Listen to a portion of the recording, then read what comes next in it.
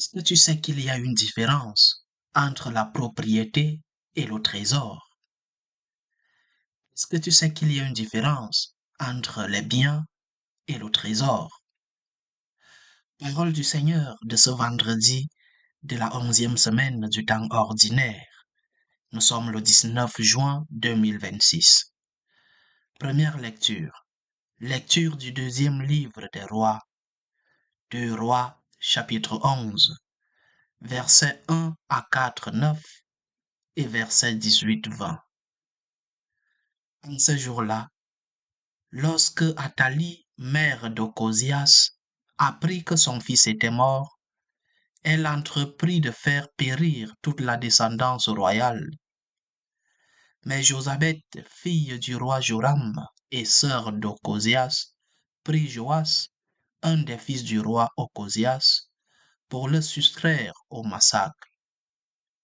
Elle le cacha, lui et sa nourrice, dans une chambre de la maison du Seigneur, pour le dissimuler au regard d'Athalie. C'est ainsi qu'il évita la mort. Il demeura avec Josabeth pendant 6 ans, caché dans la maison du Seigneur, tandis qu'Athalie régnait sur le pays.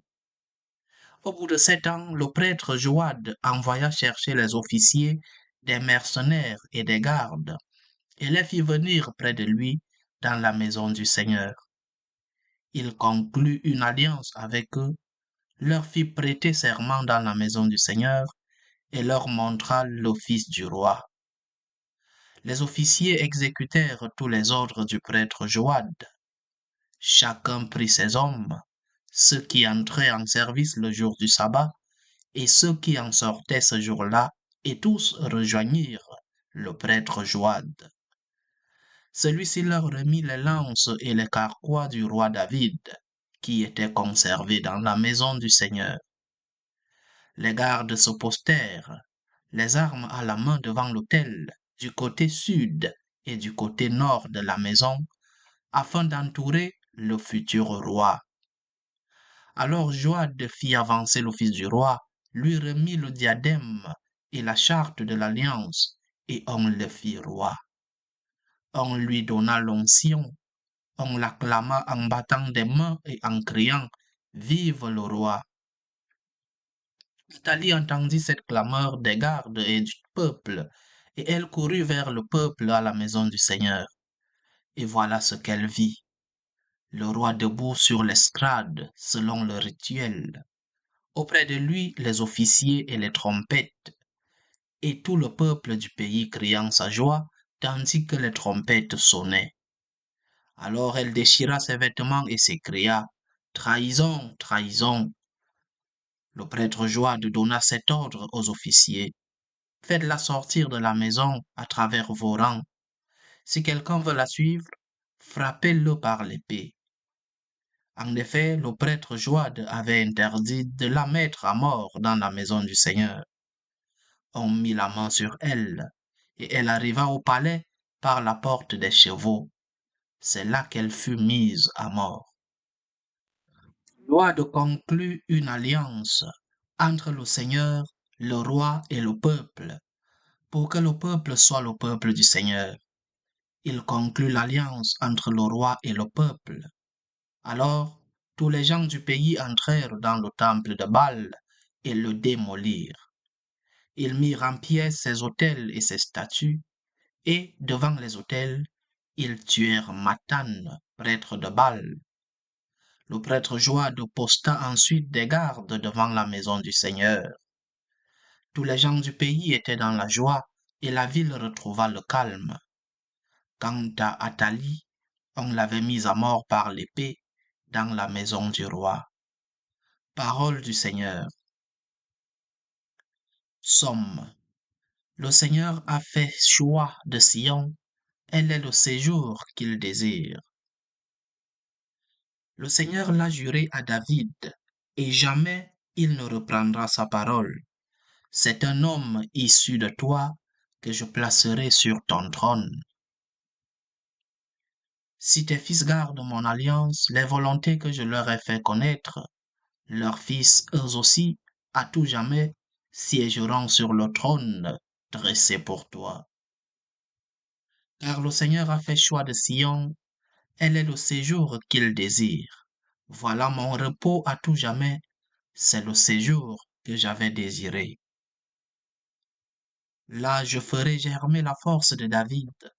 Pour mon Messie, j'ai allumé une lampe. Je vais tirer ses ennemis de honte, mais sur lui, la couronne fleurira. Alléluia, Alléluia, Alléluia.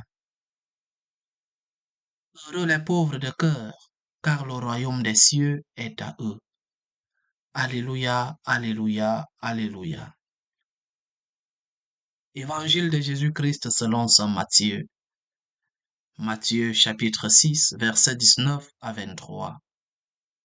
En ce temps-là, Jésus disait à ses disciples, ne vous faites pas de trésors sur la terre, là où les mythes et les vers les dévorent, où les voleurs percent les murs pour voler. Ou de trésors dans le ciel, là où il n'y a pas de mythes ni de vers qui dévorent, pas de voleurs qui percent les murs pour voler, car là où est ton trésor, là aussi sera ton cœur. La lampe du corps, c'est l'œil. Donc, si ton œil est limpide, ton corps tout entier sera dans la lumière. Mais si ton œil est mauvais, ton corps tout entier sera dans les ténèbres. Si donc la lumière qui est en toi est ténèbre, comme elles seront grandes les ténèbres. Acclamons la parole de Dieu. Le Seigneur ne nous demande pas de ne pas avoir de biens. Mais quel est ce Dieu, créateur de tous les biens, qui dira à ses créatures de ne pas avoir de biens? Mais quel est ce Dieu qui veut notre bonheur, notre félicité, et qui nous interdira d'avoir des biens? Ce sera paradoxal, ce sera même contraire. La foi chrétienne n'interdit pas d'avoir des biens. Au contraire, elle encourage. La foi chrétienne a toujours encouragé l'homme au travail pour pouvoir améliorer ses conditions. Il est saint, il est légitime. C'est la volonté de Dieu que l'homme puisse croître, que l'homme puisse améliorer sa condition sociale, ses conditions de vie. Donc le Seigneur ne nous demande pas d'avoir des biens. Le Seigneur fait la différence dans cet évangile entre la propriété et le trésor. Il fait la différence entre les biens et le trésor. La différence entre les biens, la propriété et le trésor réside dans l'utilité. Les biens sont faits pour être utilisés selon la volonté de Dieu. C'est pourquoi nous utilisons nos biens pour améliorer nos conditions. C'est pourquoi nous utilisons nos biens pour partager avec ceux qui en ont moins. C'est pourquoi nous utilisons nos biens pour la gloire de Dieu. Donc, les biens s'utilisent, mais le trésor se cache. Le trésor, nous l'enterrons. Le trésor, nous ne l'utilisons pas. Voilà la grande différence. C'est pourquoi le Seigneur nous demande de ne pas avoir de trésors sur la terre. Il ne nous demande pas de ne pas avoir des biens, des propriétés, mais des trésors. Parce que le trésor, nous le cachons. Le trésor, nous ne l'utilisons pas. Et le trésor, notre trésor, c'est Dieu lui-même. Le trésor, notre trésor, c'est le Christ Jésus. Donc, utilise tes biens pour la gloire du Seigneur. Utilise tes biens pour améliorer tes conditions. Utilise tes biens pour pouvoir grandir dans la société avec la volonté de Dieu, selon la volonté de Dieu. Mais ton trésor, c'est Dieu lui-même. Ton trésor est au ciel. Ton trésor c'est Jésus-Christ notre Seigneur. Ton trésor, c'est la vie éternelle avec le Seigneur au ciel. Et le dire, ce n'est pas être l'opium du peuple, comme le disait Marx. L'Église n'a jamais enseigné de croiser les bras et d'attendre que Dieu vienne nous sauver ici sur la terre. L'Église a toujours encouragé le travail, la propriété, la recherche des biens.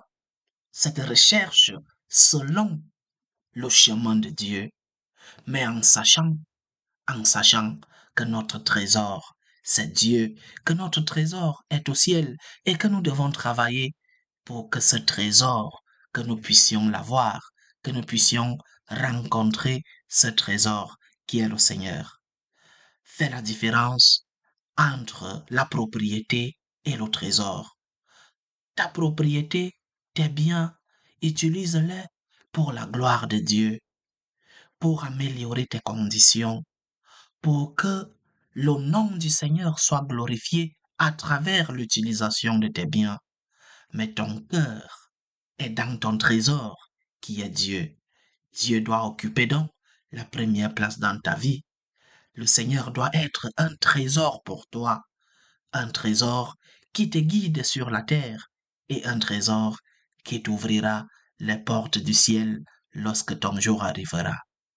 Que le nom du Seigneur soit glorifié dans l'utilisation de nos biens et que nous puissions avoir comme unique trésor le Seigneur lui-même qui nous accompagne sur la terre et qui nous tend les bras lorsque notre heure arrivera et nous pourrions lui donner une étreinte au ciel avec notre mère, la Sainte Vierge Marie, avec les saints, avec beaucoup de ceux-là qui nous ont précédés. Le Seigneur est le Seigneur des biens. Le Seigneur est le Seigneur du travail. Il est celui-là qui veut que nous puissions grandir dans la société à travers la bonne utilisation de nos biens, à travers la bonne recherche des biens. Mais sache que ton trésor, ton cœur appartient au Seigneur. Au nom du Père et du Fils et du Saint-Esprit. Amen.